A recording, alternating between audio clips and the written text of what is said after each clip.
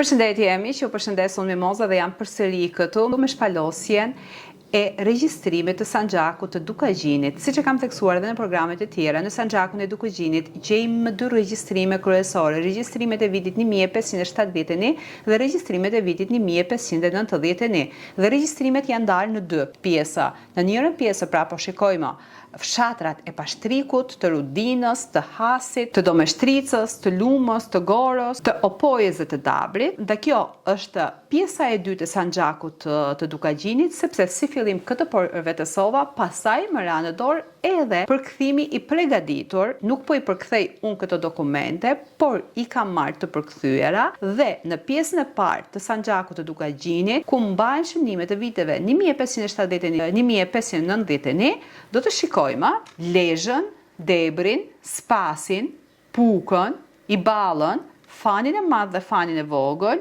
Mirditën, Zadrimën dhe Ragamin.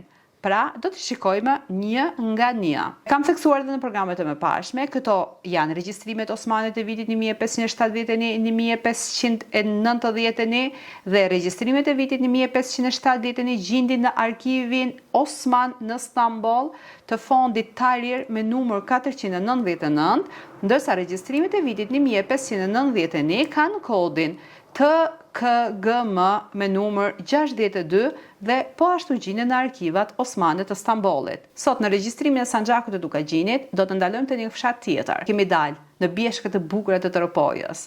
Sot do të ndalemi në një fshat që i përket bytyshit të Tropojës. Dhe në regjistrim ai quhet fshati Zharkova, ndërsa sot ai quhet fshati Zherka i bytyshit. Dhe sipas shënimeve, fshati Zherka ose Zharkov në vitin 1571 kishte 21 familje të krishtera, ndërsa në vitin 1591 kishin ngelur vetëm 4 familje të krishtera. Pra, këtu shikojmë se si regjimi Osman, me ndikimin e tij, me politikën e tij, me taksat e tij të rënda që vinte, ka bërë një ndryshim të madh demografik dhe kulturor të popullsive të fshatrave shqiptar të veriut. Dikur ai ishte Zefi, ishte Prenga, ishte Pali, ishte Nika, dhe sot ai është bërë njëri Mustafa, tjetri Mehmet, tjetri Ahmet, tjetri Aslan. E kam theksuar edhe më parë, programet e mia synojnë që të nxjerrin sa më tepër dokumentet e arkivave osmane dhe të shfaqme të gjithë ato miq kudo që ndodhen në botë që nuk kanë mundësi t'i përvetësojnë ose që nuk e njohin gjuhën turke dhe e kanë vështirë që t'i përkthejnë këto dokumente dhe t'i mësojnë, t'i shfaq këtu të gatshme, ku duke i përgatitur dhe duke shfaqur për ju, ku duke i lexuar dhe patjetër që programi im nuk ka një limit sa programe do të jetë. Pikërisht mbi fshatrat e Sanxhakut të Dukagjinit, synoj të kem mbi 90 fshatra edhe më tepër. Pra sa më shumë të përvetësoj, të vazhdoj, pra me sa më tepër burime që përvetësoj, aq më tepër programe do të shfaq. Prandaj, në rast të parë kërkoj përkrahjen tuaj, kërkoj të bëheni abonent në kanalin tim me një abonim minimal, sa të mundeni. Ato të cilët i quajnë me të vërtetë të vlefshme këto programe, mund edhe të përkrahen individualisht dhe përkrahje tjetër dhe një përkrahje kryesore do të jetë nga banorët e këtyre fshatrave, do të jetë nga historianët dhe studiuesit e këtyre zonave, të cilët i njohin këto zona dhe me ato persona duhet të kontaktoj, të vizitoj të fshatra dhe të bëjmë një bilanço të historisë së fshatit, qoftë i zhdukur që gjendet vetëm në shënime apo fshatra që sot ekzistojnë dhe të shikojmë të shkuarën e fshatit dhe gjendjen e fshatit sot. Fshati Zharkova në dokumentet osmane të vitit 1571-1591 shfaqet si një njësi e organizuar me ekonomi të fortë. Këtu në këtë regjistrime shikojmë që janë shënuar 21 familje, shtëpi, por shikojmë që kemi 27 krye familjarë. Dhe si shikojmë këtu, të gjithë familjet e këtij fshati, pra të fshatit Zharkova, rezultojnë të besimit të krishterë. Dhe ishte një fshat që paguante një taks shumë të rëndë, 4500 akçe. Pra është një shumë goxha e madhe. Flasim për vitet 1570-1590. Tani, le të shohim përbërjen e fshatit, emrin e banorëve, taksat që paguanin, sa taksa për çfarë paguanin, pastaj të bëjmë edhe një përmbledhje të fshatit sepse janë futur në rrjetet sociale, janë futur në faqen e Bashkisë së Tropojës dhe pashë Bashkia e Tropojës kishte bërë një punë goxha të mirë duke regjistruar gjithë fshatrat e bytyshit, duke dhënë një tablo të qartë të Tropojës, të bytyshit, sa fshatra kishte, çdo fshat sa banor ka, sa mjek ka, sa mësues ka, sa infermier ka. Për këtë e përgëzoj nga zemra kryetarin e Bashkisë së Tropojës që ka bërë një punë fantastike, shpresoj një ditë që ta vizitoj. Pra, Vazhdojmë me fshatin Zherkov dhe shohim të dhënat e fshatit Zherkov. Pra fshati Zherkova në regjistrimet osmane paraqetet si fshat që mvaret nga Rudina dhe i përkistet timarit të Mehmedit. Pra kishim Mehmedi që ishte timarliu, administratori i këtij fshati që, siç e kam theksuar edhe në programet e mëparshme, administratorët kishin si qëllim dhe si detyrë të mbanin në zotërim fshatin që mos ngrihej në kryengritje, të mbante shënim të ardhurat dhe gjithçka që kultivonte fshati dhe të regjistronte atë më së miri në bazë të kultivimit, të bujqësisë, të blegtorisë, do të paguheshin taksat. Dhe gjithashtu do të shënoheshin dhe fëmijët që linden sepse ato do të merreshin dhe të dërgoheshin në sarajt e sultanit dhe të rriteshin si ushtar, që dikur ato ushtar do të vinë dhe do të luftonin po në vendin e tyre, ashtu siç e kemi parë edhe në regjistrimet e Enciklopedisë Osmane, ku theksonte për ballabanet e Mantit, dy vëllezërit të cilët ato luftuan në rëndu kundër Gjegjkastriotit Skënderbeut. Por nuk mund të them që kishin faj këto ballabanë, sepse ato mund të jenë marrë në moshën 3 vjeçare, 4 vjeçare, të fëmijë të mitur dhe janë rritur atje larg vendit të vet, larg gjirit të nënës së tyre, larg gjuhës së tyre dhe janë rritur me frymën e ushtarit për të luftuar për perandorinë osmane dhe besoj që asgjë kanë ditur se nga janë ku janë dhe me kë luftojnë. Shikojmë fshatin Zharkova. Banorët e fshatit Zharkova quheshin Doda Pali, Kola Doda, Buça Boça Pali, Buça ose Boça Pali, Koka Gjoni, Kola Vuça, Puta Gjeci, Dom Gjeci, Koka Nina, Tola Gjeci, Stepan Pali, Andre Pali, Noja Vuça, Peça Gjeci, Nina Vuça, Gjon Papa, Andre Nikola, Prannina, Gjec Goga, Gac Pali, Gjon Lika, Tola Gjoni, Gjon Petri, Bac Gjeci, Nina Papa, Dom Kala, Nina Koka, Andre Kola. Dhe këtu vazhdojmë me emrat e banorëve që duhet të jenë të një lagje të këtij fshati dhe me të ardhurat e tyre dhe taksat që paguanin. Pra, vazhdon në mënyrë të tillë: Doda Gjeci, Bac Gjoni, Andre Deda, Koka Gjeci, Koka Gjini, Papa Deda, Mark Gjini, Bashtina e Dedës, i biri i Burlikut në dorën e Papa Buçës nga fshati Zhec. Pra shikojmë që në atë kohë banorët kanë kaluar nga një fshat në një fshat tjetër, kështu që kemi edhe një rënje diku ose diku në një fshat tjetër ngritje të popullsisë. Mbase ky Papa i Buçës nga fshati i Zhecit mund të ketë qenë edhe një marrëveshës me administratorin, pra e ka kaluar mirë me perandorinë osmane dhe ky deda i biri i Burlikut mund të ketë qenë një kryengritës, kështu që ai administratori e ka thirrë edhe këtë Papa Buçën dhe i ka dhënë atë pronën e tij, se këta ka ndodhur, i kemi parë dhe në regjistrimet e mëparshme të defterit Arvanit, nuk është diçka që them unë nga mendja ime. Pra totalisht kemi, siç e theksova edhe më parë, 26 shtëpi dhe kemi 12 beqar. Të shikojmë tani të taksat që këto paguanin.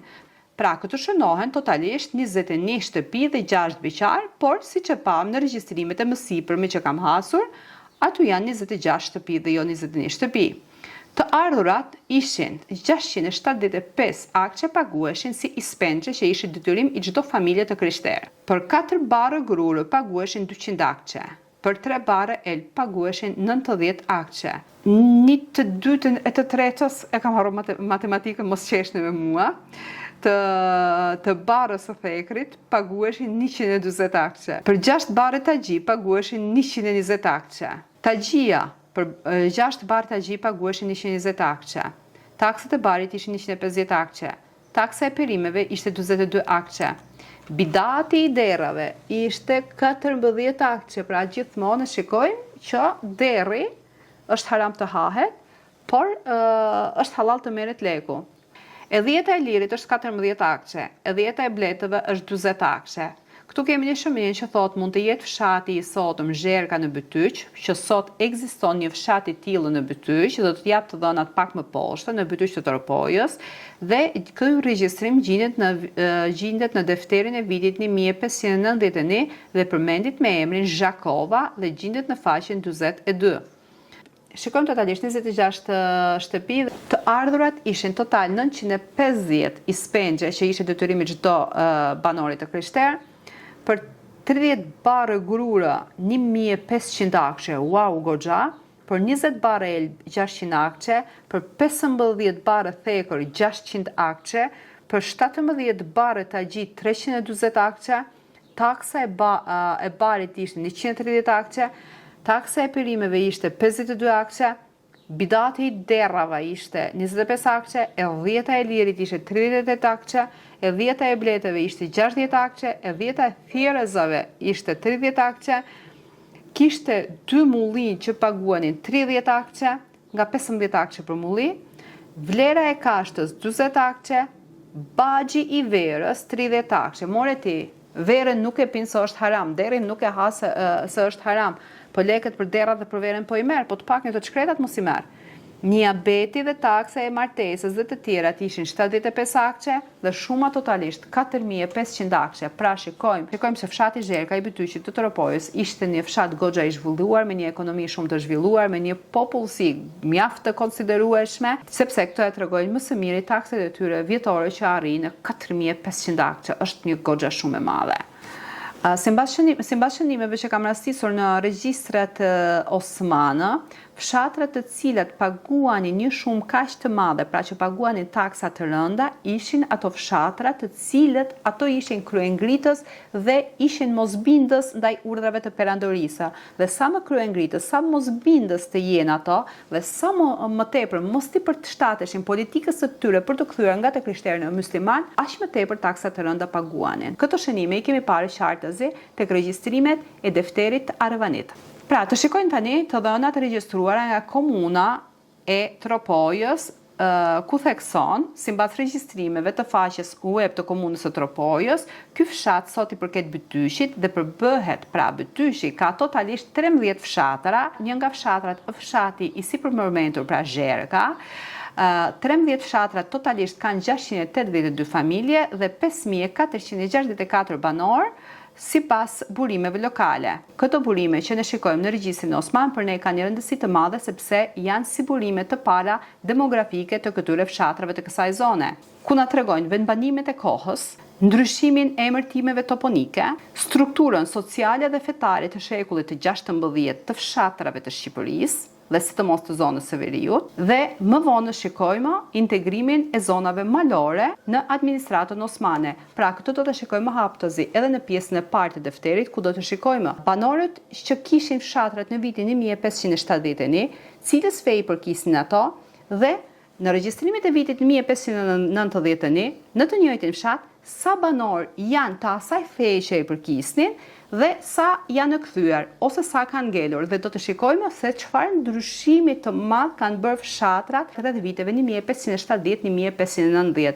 Dhe siç e kam theksuar edhe më parë, duke u bazuar ke regjistrimet osmane, deri në vitin 1600, pra 1590-1600, trojet shqiptare ishin totalisht të banuara nga shqiptarët. Këto regjistrime e kemi parë në defterin Arvanit, ku shqiptarët dalloheshin hapturazi nga emri tyre që përmbanin dhe duke filluar që nga Gjirokastra dhe deri në Sanxhakun e Dukagjinit, pra nga jugu në veri, shqiptarët i përkisnin fesës së krishterë dhe islamizmi ka filluar të përhapet me një shpejtësi shumë të madhe, sidomos në vitet 1800. Pra, çdo fshat i regjistruar në këtë defter nuk është thjesht një regjistrim, thjesht një shënim, por një fragment i gjallë i historisë së Shqipërisë veriore, që lidhet drejtësipërsë drejti me identitetin, kujtesën dhe zhvillimin e komuniteteve lokale.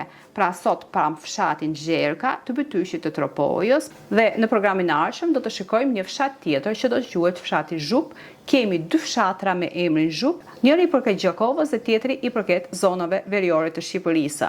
Pra në programin tjetër do të shikojmë Zhupin dhe kështu deri në fund të defterit do të shikojmë një nga një të gjitha fshatrat me radhë ashtu siç janë regjistruar në defter. Faleminderit për të gjithë ato që më rikuptojnë, faleminderit për të gjithë ato që më përkrajnë, faleminderit për të gjithë ato që do të bëhen abonent në kanalin tim dhe faleminderit nga të gjithë ato të cilët do të më japin informacione të sotshme të atyre zonave, të atyre fshatrave, patjetër ato që i njohin.